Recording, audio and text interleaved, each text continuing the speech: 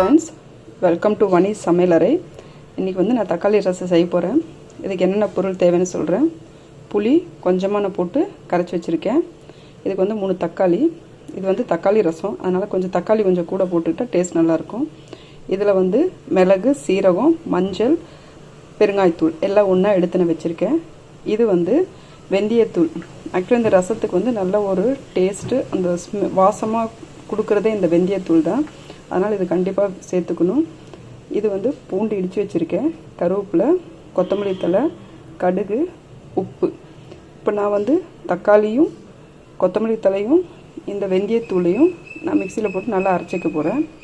Okay friends, எண்ணெய் காஞ்சிருச்சு. இப்போ நம்ம கடுகு போட்டுக்கலாம். கடுகு வெடித்த உடனே நம்ம பூண்டும் கருவேப்பிலையும் சேர்த்து நல்லா வதக்கிக்கலாம். இப்போது நம்ம இந்த பூண்டு சேர்த்திக்கலாம்.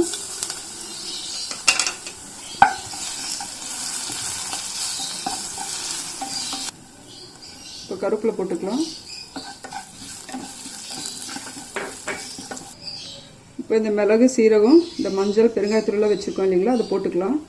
இது வந்து ஃப்ளேம் கம்மியில் வச்சு நீங்கள் வந்து தாளிக்கணும், இல்லைன்னா கருகின ஸ்மெல் வந்துடும்.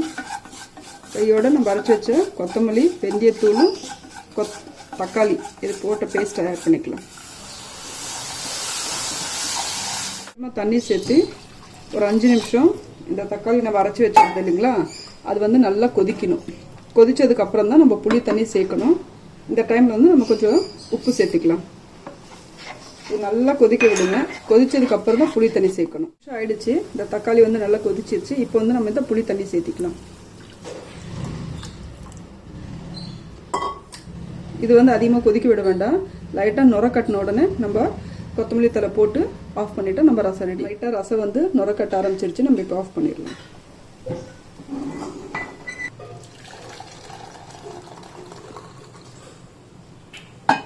இப்போ கொத்தமல்லி தழை மேலே தூவிக்கலாம்.